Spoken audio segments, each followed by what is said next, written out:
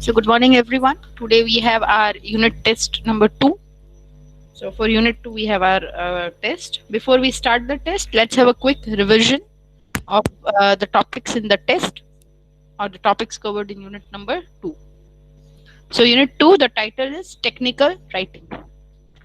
These were the different topics that we have studied in detail for unit 2 technical writing: technical description, technical proposal, business letters, report writing, agenda of meeting, minutes of meeting, cover letter, and resume. Technical description.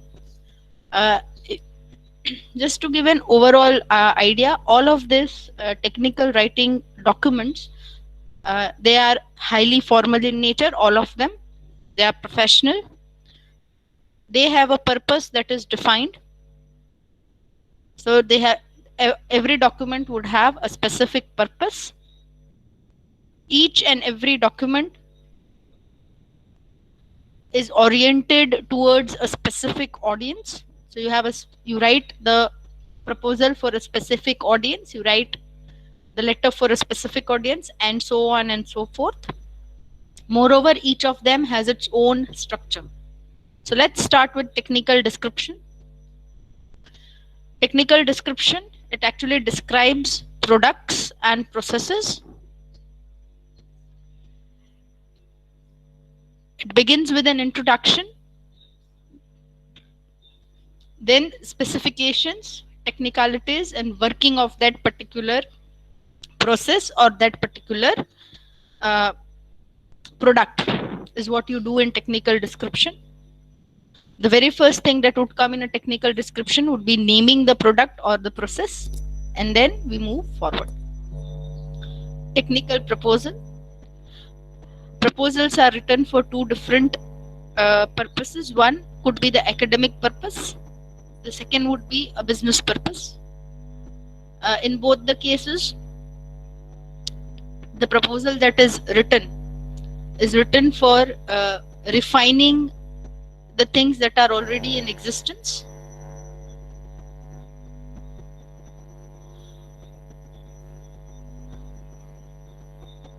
Technical proposals are important documents which are meant for future references. The foundation of a technical proposal lies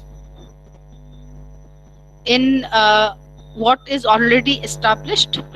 The two ways that it can be there is: one, ideas that are already established and we need to improvise upon it. Two, there is something new and creative that you wish to inform or you wish to establish. That's the research-based technical proposal that you write. Technical proposal is all inclusive of things such as, apart from the name of the proposal, the person who is proposing, it also is inclusive of the team that will be working on the project, the qualification of the team, a cost estimate or a budget within which the workings will take place, and a timeline. A timeline means during what time which phase of the project will work. Here it is very important to divide your timeline into specific numbers, that is 2 months, 3 months, 4 months. According to the timeline, you have to divide your work. Apart from that, the technical proposal would also include the manpower required, the materials required, the equipments required, and the money required. Next, we have business letters. There are different layouts and formats of writing business letters, but the universally accepted format as of now is the block layout. When I say the block layout, everything would be aligned to the left or to the side of the margin, except when you are writing a letter on the letterhead of the company. The letterhead portion would come in the center. It would be center aligned. It is important to see that we have proper salutation and matching complementary clause. The subject line should be 3 to 5 words, not more, and a minimum of 3 paragraphs, a maximum of 3 paragraphs in the letter, where you do not mention unnecessary details. You have to follow the 7 C's of letter writing. So it should be clear, it should be concise, it should be complete, it should be coherent. Ideas should be flowing from one to other, right? It should be correct in the terms that the grammar is correct, the spellings are correct, the punctuation is correct, etc. Now, when you take business letters, there are different kinds of business letter, and each business letter has its own set of vocabulary. Each business letter has its own set of vocabulary. You cannot use the same set of vocabulary for different business letters. There are certain special words to be used in certain kind. Let's say, for example, the first kind of business letter that you could possibly have is an inquiry letter. There, words such as catalog, brochure, quotation for the material, etc. can be used. Now, the same word you cannot use when you are drafting or when you are confirming your order and writing an order letter. There you have to tell that we would like to confirm the order of the goods, right? So you cannot directly use these words there. So the different kinds of letters that we have, or business letters that we have, the one is inquiry letter, inquiring about products, prices, methods of payment and methods of delivery. Then you have order letter, where you place and confirm the order for which you have inquired. Thirdly, you have a complaint letter. If products are not of the same quality as ordered, or they are damaged, or there is a late delay of products, or altogether some other products have been delivered to you, then you draft a complaint letter. Then there would be an adjustment letter, that is a reply to the complaint letter is also termed as a adjustment letter, where you try to adjust with the complaint that the customer has sent. So you try to either refund it, replace it, or make some convenience between you and the customer. Then you have a claim letter, where you claim to replace the whole product if it is in the guarantee or the warranty period. You might have a recommendation letter, where you recommend a person for some purpose. You would have a congratulatory letter, where you congratulate on certain achievements that come. So these are the different types of letters that we have. Next, we have report writing. Report writing is an important document in any organization. Reports are usually written after an event takes place. So report writing can be simply understood as the description of an event. Remember, technical description would be description of a product or a process, whereas report writing would be an description of an event. It is also meant for future reference. Why? Because it would have, towards the end of the report, you will have a set of recommendations, a set of things that we could do in the future if we are conducting any such other event to improvise and become better. Reports have various formats to be written, but the format that we are supposed to follow is the memo format, or the memorandum format, or the letter format. Right? The structure remains in the letter format. The structure remains similar to a letter, but the main body part of the report would differ. Whatever we are mentioning in the report, we are supposed to mention with the help of subheadings. Let's say I am writing an introductory paragraph, so I have to write introduction and then I write the paragraph. If I'm mentioning the reasons for the technical glitches, then I have to mention the reasons for the technical glitches. That's the heading I give, and then I write the paragraph. Again, because it's a technical document, it should not be overburdened with information. Unnecessary information is not at all welcomed. You're supposed to write only necessary and important data. Next, you have agenda for meeting and minutes of meeting. Actually, these are the parts of a three-phase event that happens. Agenda of the meeting is the before part, then the actual meeting takes place, that's the during part, and the minutes of the meeting is the after part. Now, agenda of a meeting, you can simply understand it as the schedule prepared for the meeting so that the meeting achieves its purpose. You know, as I said, each and every document, because it's a technical document, you have a purpose, and you cannot trail away from your purpose. So the agenda of the meeting, what is to be discussed, who is given what, or who has to discuss what, is also mentioned. In the agenda of the meeting, there is one person who has called the meeting, who is also known as the chair of the meeting. You can either call him the chairperson or the chair, and it's the chair who controls the meeting with the help of the agenda. When you have a meeting, during the meeting, when you take notes or when you scribble things, it is known as note taking. And then when it is structured, after the meeting gets over, it is structured and put into a formal method, which is known as the minutes of the meeting. Minutes of the meeting is an after activity where whatever decisions have been taken in the meeting are mentioned. We also have a tabular format for the attendance of the attendees. And you also have a table which mention who has been given what responsibility. Both this documentation are important because the minutes of the meeting, a printout would be taken, and in the next meeting it is read aloud and the chair signs it, and the people who have attended the meeting would also sign it. Minutes of the meeting are also kept for reference purpose.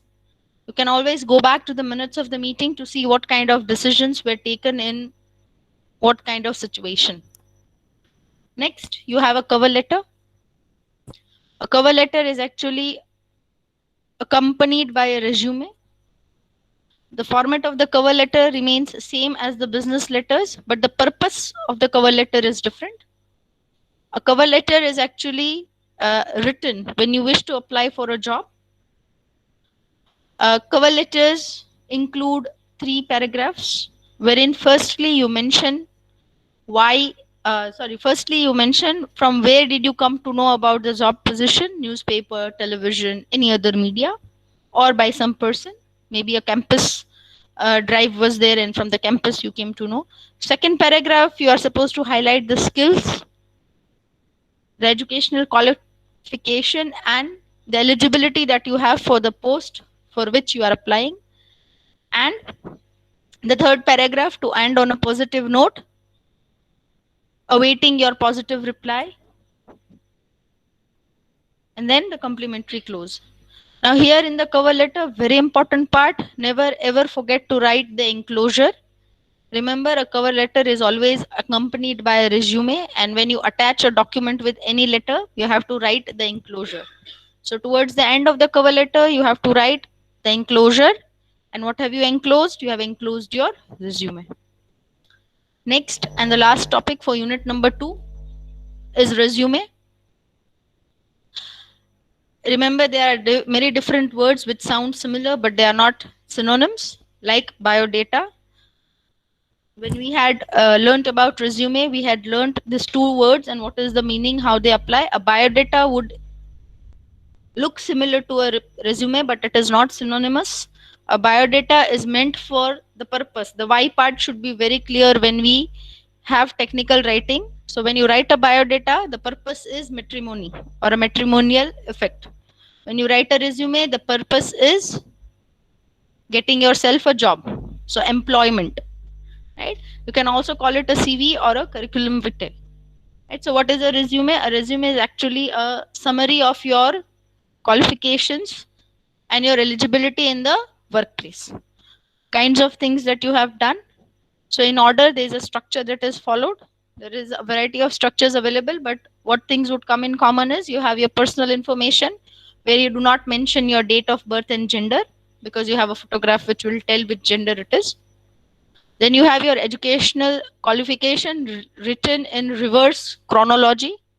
That is the latest degree first and then so on so forth. Then you note down about, because you have not been right now completed the degree, so your degree would be pursuing. So you might have some project work that you have done that you can mention. You might have done an internship somewhere that you can mention. Then you can talk about the other skills that you have, like computer literacy, languages that you know. Here by languages, I mean the language which in which you can speak, you can read, and you can write. In computer literacy, you can use the languages of computer that you know. By computer literacy, we mean that, right? The skills that you have, the roles that you have played. Let's say you had a group project and you were the group leader. There was some event in the college where you have participated. Your achievements, your honors, and all you have will mention here. Now, for each company that you apply for, you cannot have the same resume being sent. Remember, I said requirement is different, the purpose is different. Then you have to tailor your resume. You cannot send the same resume to two different companies for two different job posts. You have to tailor your resume according to the job post. A very important thing that we cannot miss in the resume is writing the objective. It would come rightly after your personal information. Objective should be a few sentences, approximately 3 to 5, not more. And they would actually clarify why wish do you wish to do a job in a certain position, and what is your objective. Why do you wish to work in a certain post or certain position? That's what the objective statement would do. It would show the clarity about your thought.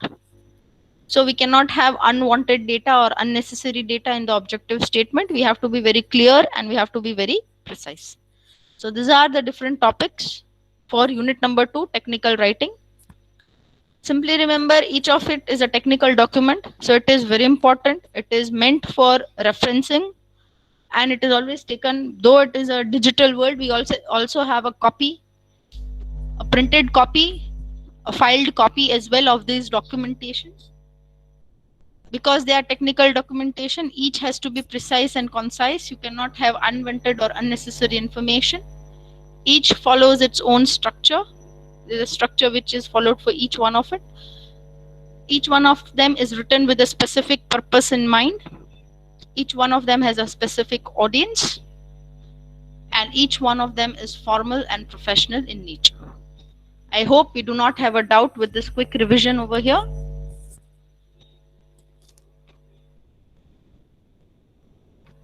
So let's take the test now. I'll paste the link for the test.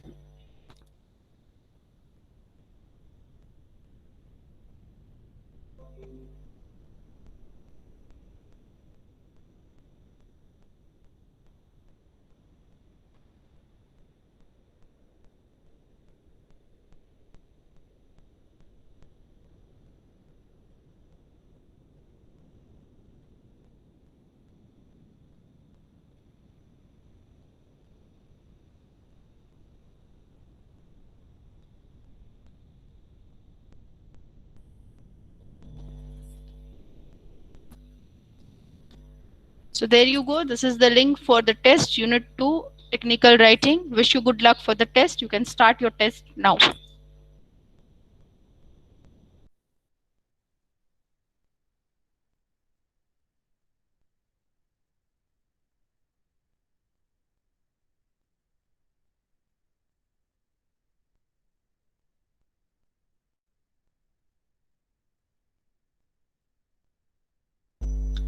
Please read the questions and the options given carefully.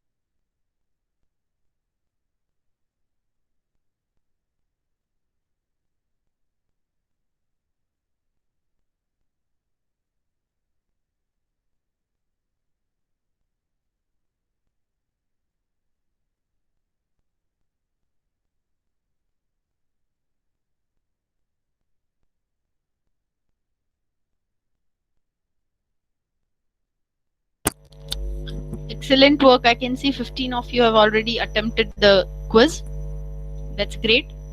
But I can see there are certain mistakes that have also happened. Right? So I would request others to carefully read the question and carefully read the options that are given against it.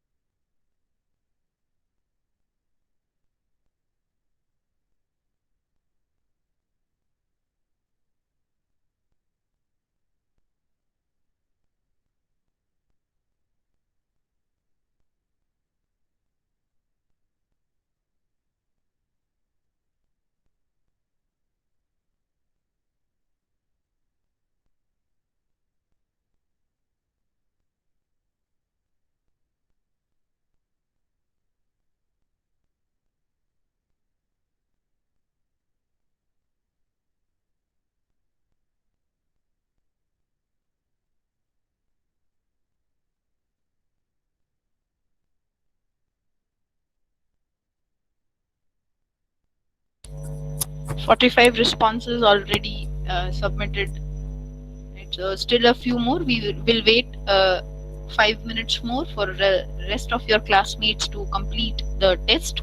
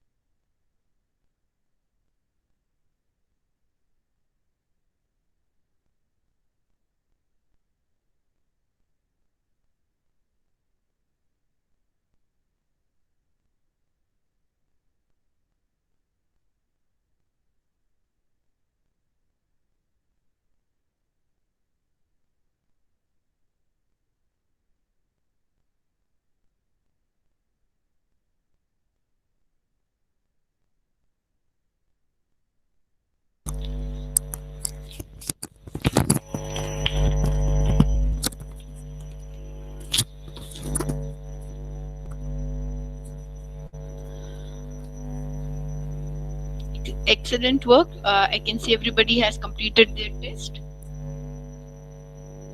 So that's great. With this, we end unit number 2. From next week, we'll be starting unit number 3.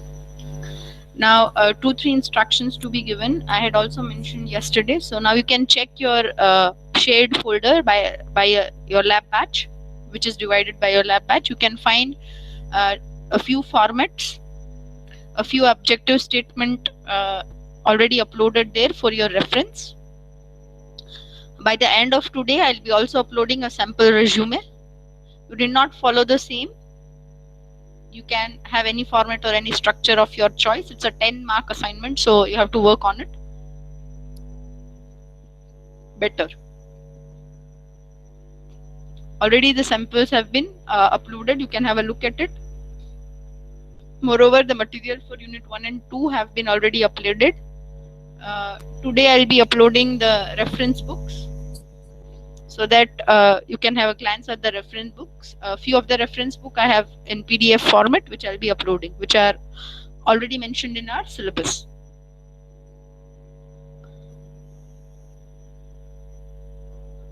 Apart from that, please make sure you keep on uploading the work which is assigned to you. That is, I've already uploaded complaint letters, adjustment letters, and order letters in your shared folders, which you can have a look at, and you can keep updating the folder. You already have your name folder where you can keep on uploading the work as and when you complete it.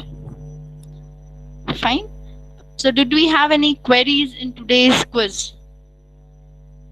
I could see that it was a little tough because some of the things were looking quite similar. Do we have any queries for today's quiz?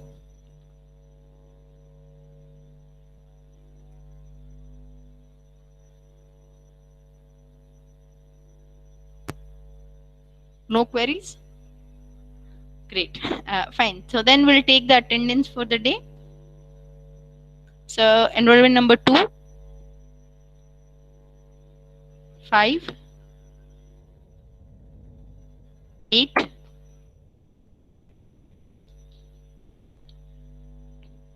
enrollment number 8, 9,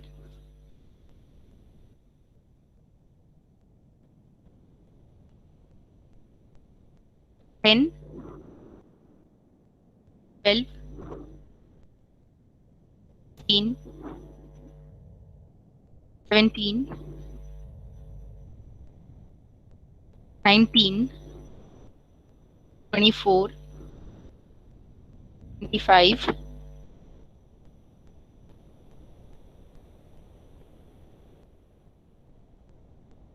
26,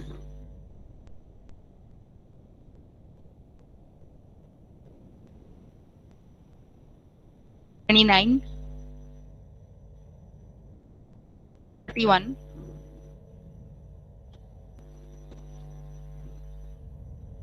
34, 35, 38, 44, 46, 47, 49, 50, 51, 53, 54, 56,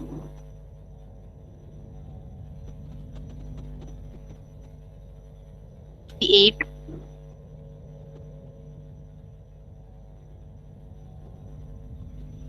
65,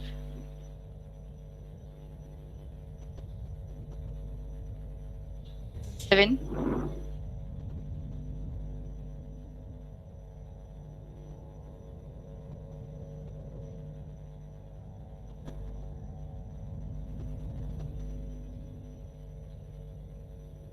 67, 68, 69, 22, 23, 82, 85, 89, 91, 96,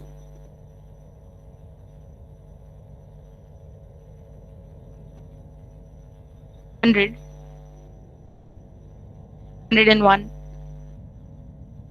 102,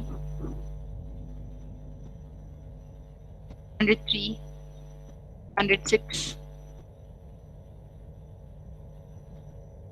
108, 117, 118, 19, 120,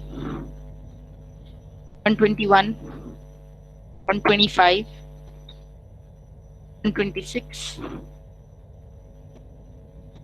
131,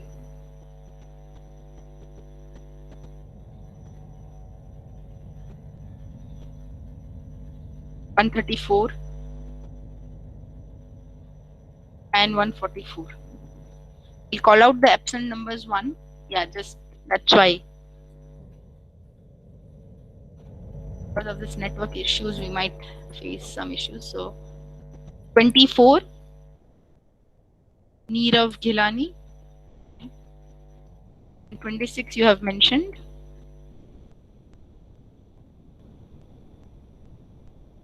67, Bhautik Namera.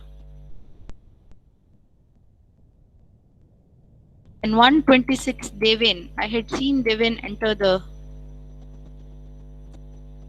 class.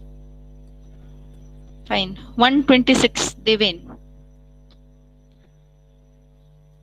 Okay.